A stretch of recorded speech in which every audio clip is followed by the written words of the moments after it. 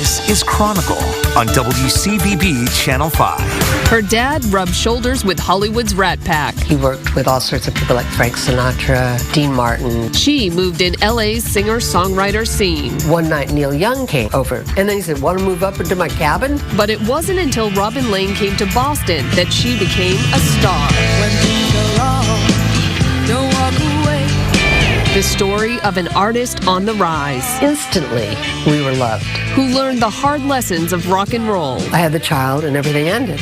And found her own encore, using music to heal broken lives. They don't realize how much they have to say, and they're telling these incredible stories. The Ballad of Robin Lane, next on Chronicle.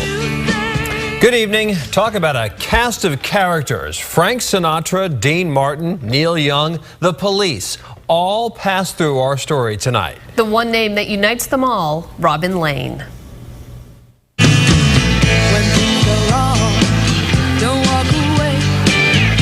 1980, Robin Lane and the Chartbusters' hit song, When Things Go Wrong, topped the charts. That won't get you any farther. Lane and her band were rising stars, but success was fleeting. She was shocked to find herself on food stamps just a few years later.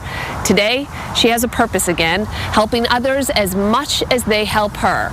Call this Robin Lane's Encore. Grew up in Los Angeles. My father was a songwriter. He worked with all sorts of people like Frank Sinatra, Dean Martin, Dinah Shore, Eddie Fisher. He ended up with Dean Martin for the most part, and he wrote his hit song, Everybody Loves Somebody Sometime. And then he was on his show, too, playing the piano. Oh, that's sweet. He plays good. Thank you. Your hands are so delicate. My mother was a beautiful model, and not much of a mother, though. She was kind of absent emotionally, I think. Lane's parents divorced when she was 5. A shy child, she turned to singing. She had a talent. As I grew, my friends always told me, "Oh, Robin, you're going to be a singer when you grow up." And that's all I wanted to do, was be a singer when I grew up. Living in LA, an 18-year-old Lane was drawn to Laurel Canyon. It had become a haven for drugs, music, and the counterculture. They all lived together up on a house in Laurel Canyon. And then we'd all sit around and listen to the, whatever album was out then by the Beatles and the Rolling Stones and Bob Dylan, of course. And they'd all play music. One night Neil Young came over to the house. I was playing the guitar, and Neil came in, and he thought I was totally cool. Right in front of everybody, after he heard me sing the song, he said, "Want to go for a ride in my hearse?" I said, "Okay." And then he said, "Want to move up into my cabin?" I said, "Okay." I didn't know what I was doing. I was really young. And so I moved into his cabin for a couple months. He's a great guy, great, funny. But I think we were both young.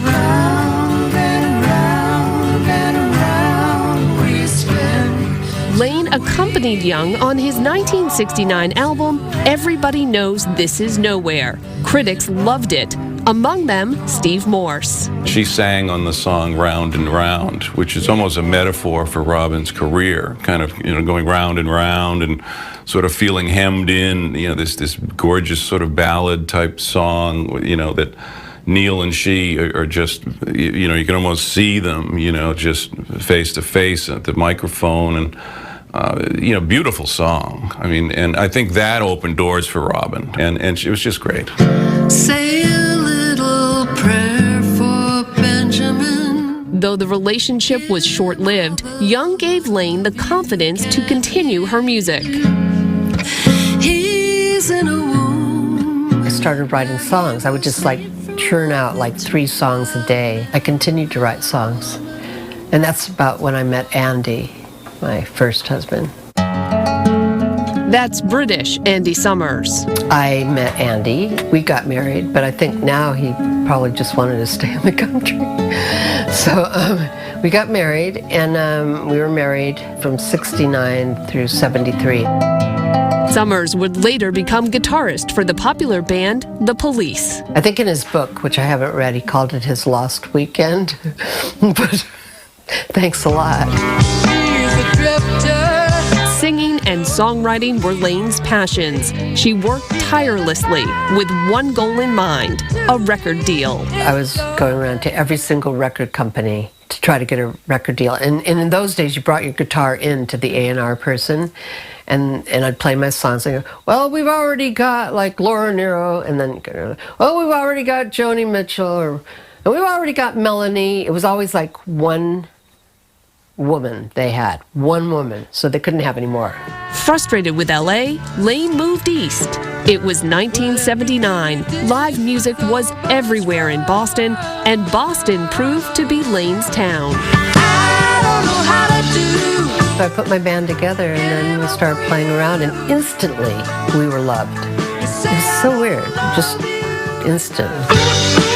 They became regulars at The Rat. That's the Rathskeller in Kenmore Square. She had the talent to make it big. She had the voice, she had the stage presence, she certainly had the band. It's really hard to describe how good that band was, the Chartbusters. They were Robin Lane and the Chartbusters, and record companies were interested. Lane finally felt the gratification of success, but it wouldn't last.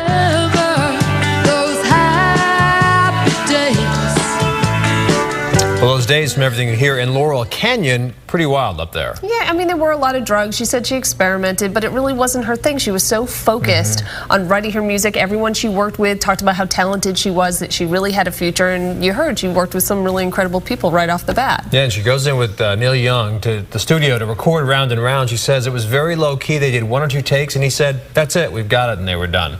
And that song's iconic now. Well, when MTV went on the air, Robin Lane was there. Robin Lane was living her dream, leading a popular band with a hit record at the time. She even became part of a historic event, the first day on the air for MTV. But then she ran into a dirty little secret of the rock and roll business.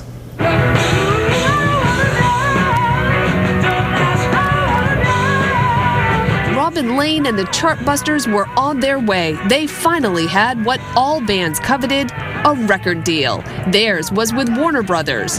For Lane, it was a dream come true. My manager at the time put out a single with 3 songs, 2 on one side, and that became a hit. Oedipus started playing it a lot on BCN. So people were talking to me, people were liking me a lot, and I needed that. I needed the love. And they were liking my music, and that just was wonderful. Tim Jackson was the Chartbusters drummer. For the last 5 years, he's poured through pieces of the band's history, producing a documentary titled When Things Go Wrong. We opened for a lot of acts, opening for Hall & Oates. Did a lot of sweaty touring, so that really showed the power of the band live. And I think she was successful because she represented something that women could do in rock and roll really early on. And I think that made us mark. The early 80s was a whirlwind, a hit song, touring, newspaper articles, and something new, a music video that was played in the debut hour of MTV. We had the 11th video on MTV, and they thought we were going to be something. And it wasn't just their fans. They had critical acclaim. I first saw Robin perform down on the harbor of Boston. It was kind of a low-key gig. It was at a restaurant, and she was tremendous, kind of doing more of a folk rock style at the time, but her voice was, riveting. And Robin has a certain soulful emotion that I think, no one else really has. But with the advent of MTV, the music industry was shifting its focus. They were really marketing image, and image was very, very important. And especially if you were a woman, to invent an image for yourself was what was going to market you. So the second record without a hit and without a strong image for Robin didn't do well. As a result, their albums weren't selling. Honestly, I don't know how you measure success. When you show up and there's people in a place you've never been and they're all screaming and shouting for you, that feels like success. But it always comes back to the record company telling you how many records you've sold and how much more money you have for support, or whether they're going to give you a budget. that was really the measure for success. Everything changed in 1981. Robin was dating another member of the band and discovered she was pregnant. I had the child and everything ended.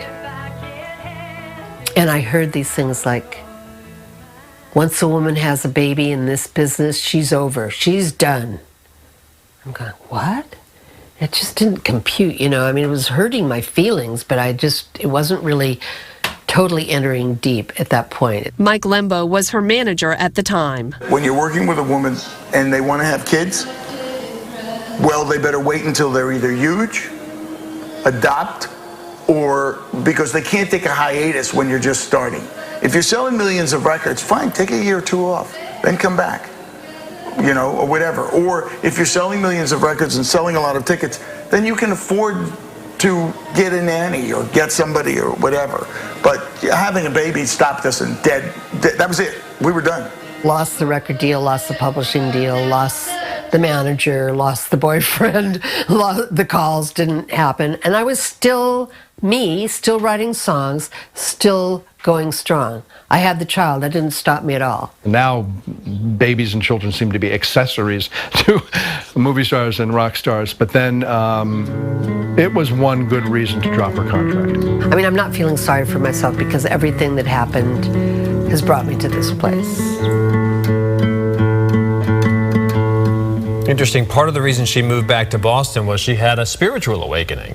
And she felt Boston was a religious city. She could relate to people there, and she really wanted to focus on motherhood because she felt her mom, as she mentioned, wasn't really a strong mother, and she wanted to be more to her daughter, Evangeline. Brought her back to Boston. Robin's next chapter, Songs of Healing. Music saved me. I wouldn't be here if I hadn't had music. But can music help victims of sexual exploitation?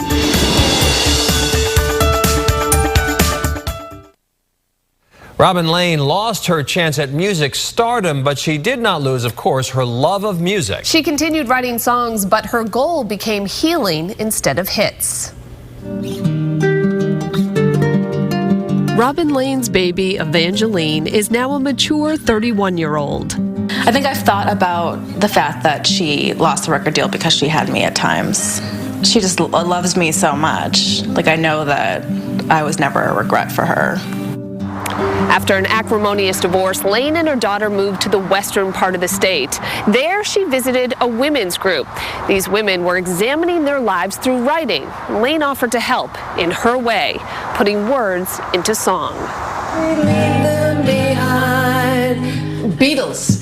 Lane is the founder of Songbird Sings, a nonprofit working with women who have survived trauma. Deb was overwhelmed after a diagnosis of cancer.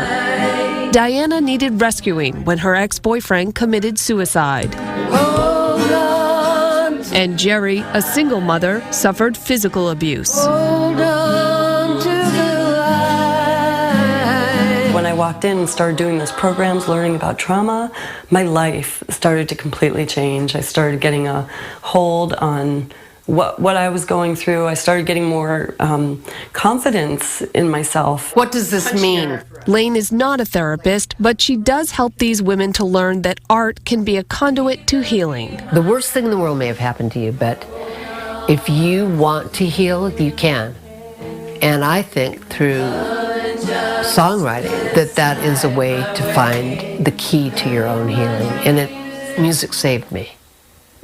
I wouldn't be here if I hadn't had music, and if I wasn't able to tell some things in the songs that I write. Living life alone and cold. Lane's most demanding work is with teenage girls. This song, Survive, was written by girls at Roxbury Youth Works who have been trafficked. I came in and did a program with them. They'd never written a song before, and I have my ways of getting things out of people, you know. I feel the need to surrender. The girls who meet with Lane at Roxbury Youth Works have suffered the unspeakable. They were trafficked. At 11, I was raped. This person was like a father figure to me, so we was really close. And he was just like, why do it for free when you can get paid for it? Mom was on drugs, so money sounded like a good idea to me, so and I was young. My mom used to do it, and so I knew it was wrong, but it made sense to me. With Lane's help, this teen was able to piece together what had happened to her and confront it. It helps my healing process for me, just to be able to talk about it and get it out and deal with those emotions instead of just like stuffing it in. Katie Carlson is the director of the GIFT program at Roxbury Youth Works. She knows all about the problem of trafficking and knows Lane offers hope to these girls. Well, it was exciting to meet Robin, and we were really excited about the project. As is with many people that they meet for the first time, they certainly tried to give her a run for her money.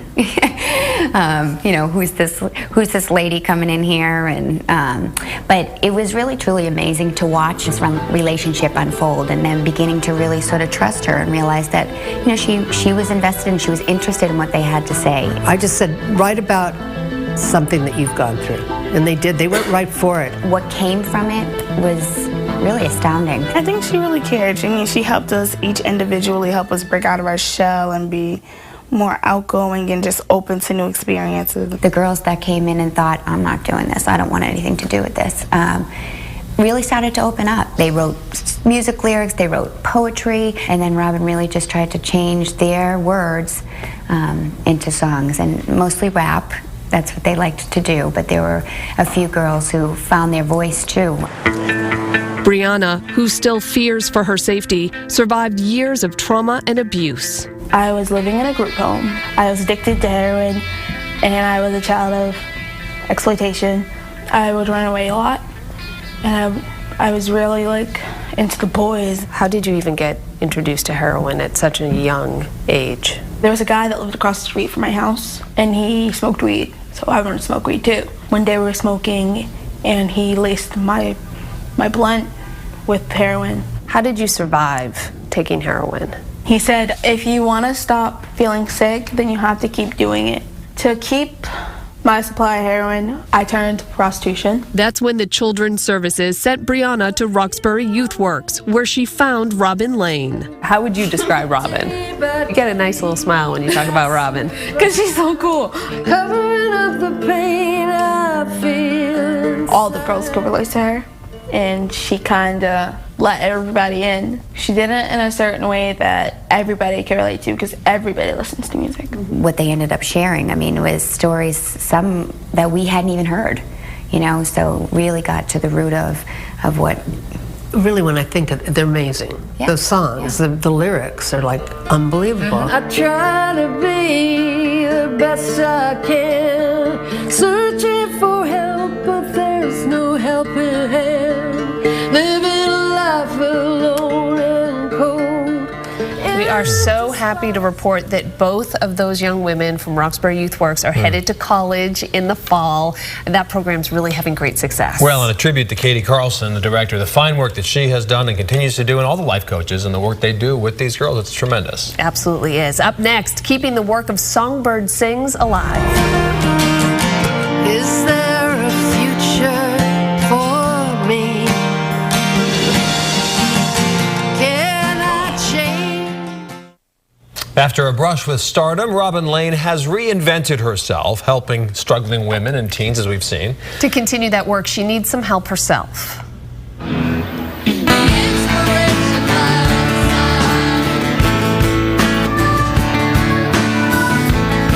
Lane funds her songwriting workshops through grants and her own performances. Thrilled with the success of her program, Lane hopes to do more. Is there a future for me? The question now is, will enough funding come through? Music is love to me. I mean, it saved my life. I'm knee deep in my addictions. I'm happy to be able to help these girls because there's so much need. I just want to take care of them and help them heal. They don't realize how much they have to say, and they're telling these incredible stories in the songs. It's just amazing to me, like these voices that aren't usually heard. The forgotten voices, actually. I am turning, beautiful. Her ultimate goal, to provide her songwriting programs to many more who are in need. She is hoping Songbird Sings will take flight. Turning beautiful,